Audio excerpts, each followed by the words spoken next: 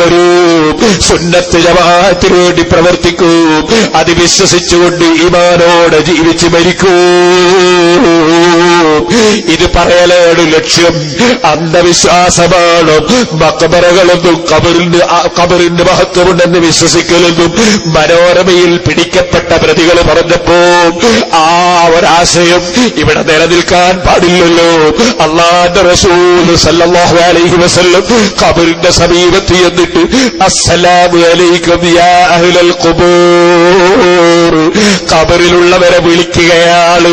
മൗലൈമാര് പറയുമ്പോൾ ഖബറിലുള്ളവരെ വിളിച്ചുകൂടാ എന്ന് പറയുന്നത് അന്ധവിശ്വാസമാണ്. സത്യവിശ്വാസം ഖബറിലുള്ളവരെ വിളിക്കലാണ്.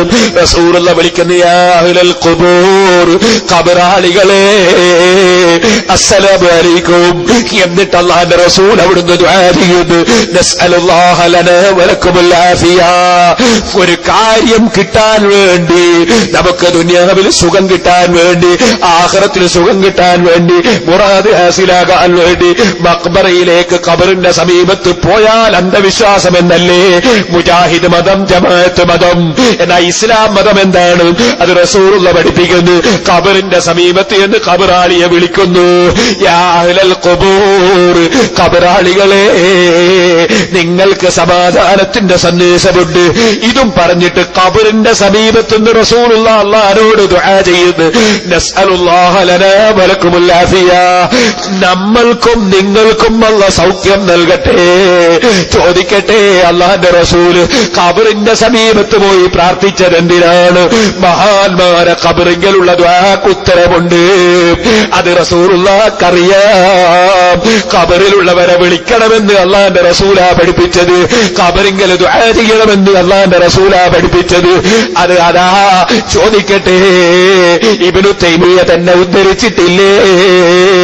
അത് അതാ സിഹാഉൽ സിത്തയിലുള്ള ഹദീസല്ലേ, സഹീഹായ ഹദീസല്ലേ? അസ്സലാമു അലൈക്കും അഹ്ലദ് ദിയാരി മിനൽ മുഅ്മിനീന വൽ മുസ്ലിമീൻ. അവിടെയും വിളിക്കുന്നത് മുസ്ലിമീങ്ങളും മുഅ്മിനീങ്ങളുമായ ഖബറാളികളെ അസ്സലാമു അലൈക്കും. റസൂലുള്ള ഖബറിലുള്ളവരെ വിളിച്ച് പഠിപ്പിക്കുന്നു. വിളിക്കാൻ വേണ്ടി ആയിഷ ബീവിയോട് പറയുന്നു, വിളിച്ച് സമുദായത്തെ പഠിപ്പിക്കുന്നു. അവിടെ ചെന്നിട്ട് റസൂലുള്ളാഹിന്റെ ദുആ, യഗ്ഫിറുല്ലാഹു ലനാ വലക്കും, ഞമ്മക്കും അല്ലാഹ് പൊറുക്കട്ടെ, നിങ്ങൾക്കും പൊറുക്കട്ടെ. അപ്പൊ ഖബറിന്റെ സമീപത്ത് പോകണം, അവിടുന്ന് നമുക്ക് വേണ്ടിയും ദുആ ചെയ്യണം, ഖബറാളിക്ക് വേണ്ടിയും ദുആ ചെയ്യണം. അത് പഠിപ്പിച്ച നേതാവ് മുഹമ്മദുർ റസൂലുള്ളാഹി. ഇത് മൗലൈമാർക്കറിയാം. അതുകൊണ്ടാ മൗലൈമാര് പറഞ്ഞത് മുഹമ്മദ് നബി വഹാബിയല്ല, മുഹമ്മദ് നബി സുന്നിയാണ്. അതേ റസൂലുള്ളയല്ലേ ഖബറിലുള്ളവരെ വിളിക്കാൻ പഠിപ്പിച്ചത്. ഖബറിലുള്ളവർക്കതാ അവരുടെ അടുക്കൽ പോയി ദുആ ചെയ്യാൻ പഠിപ്പിച്ചത്. അത് അല്ലാഹുവിന്റെ റസൂലല്ലേ. അതുകൊണ്ട് റസൂലുള്ള വഹാബിയല്ല, സുന്നിയാണെന്ന് മൗലൈമാര് തന്നെ പറഞ്ഞില്ലേ. മസ്ജിദുൽ ഖൈഫിൽ അംബിയാക്കളെ ഖബറുണ്ടെന്ന് പറഞ്ഞത് റസൂലുള്ളയല്ലേ. ഇതൊന്നും നിഷേധിക്കാൻ കഴിയില്ലല്ലോ. അതുകൊണ്ട് റസൂലുള്ളാഹിനെ പിന്തുടർന്ന് സ്വർഗത്തിലെത്താൻ ചിന്തിക്കുന്ന മുസ്ലിമേ, നീ സുന്നത്ത് ജമാഅത്തിലേക്ക് വന്നു, സുന്നത്ത് ജമാഅത്തിൽ ഉറച്ചു നിന്നു. അല്ലാഹ് കൽപ്പിച്ചത് ജീവിതത്തിലെടുത്തു. 5 നേരം കൃത്യമായി നിസ്കരിച്ചു, സക്കാത്ത് കഴിവുണ്ടെങ്കിൽ കൊടുത്തു, നോമ്പെടുത്തു, ഹജ്ജ് ചെയ്തു. ചെറുപ്പക്കാരെ കള്ളുകുടിയന്മാരാകല്ല കേട്ടോ, വ്യഭിചാരികളാകല്ല കേട്ടോ, സിനിമാ പ്രേമികളാകല്ല കേട്ടോ, അന്യ പെണ്ണിനെ ഫോൺ ചെയ്തിട്ട് സംസാരിക്കല്ല കേട്ടോ, ഹറാമിലൊന്നും ചാടിപ്പോകല്ല കേട്ടോ.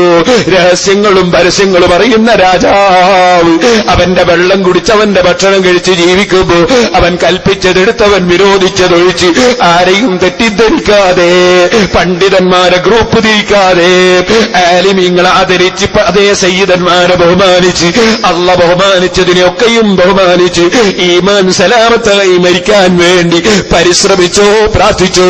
അല്ലാഹുവേ, ഞങ്ങളെ മജ്ലിസുകൾ, ഞങ്ങളെ സ്ഥാപനങ്ങൾ, ഞങ്ങളെ സംഘടനകൾ നീ പൊരുത്തപ്പെട്ടതാക്കണം റഹ്മാനേ, ദുആക്ക് ഉത്തരവുള്ളതാക്കണം റഹ്മാനേ. ഇവിടെ നിന്റെ മഹാനായ ഒരു വ്യക്തി, ആ വ്യക്തിയുടെ ഖബർ അവിടെ പൊളിക്കാൻ വേണ്ടി ഒരു വിഭാഗം ചെന്നപ്പോ ആ ചെയ്തത് ശരിയല്ലെന്ന് പറയാനും, അതേ ആ ചെയ്തതിനെ സംബന്ധിച്ചുള്ള മറ്റ് വിഷയങ്ങൾ പറയാനും ഇവിടെ ഈ പരിപാടി സംഘടിപ്പിച്ച സംഘാടകർക്കും ഇവിടെ എത്തിച്ചേർന്നവർക്കും എല്ലാവർക്കും ഇതിന് സഹായിച്ചവർക്കും സഹകരിച്ചവർക്കും സഹകരിക്കുന്നവർക്കുമെല്ലാം നീ ബറക്കത്ത് ചെയ്യണേ അല്ലാഹ്.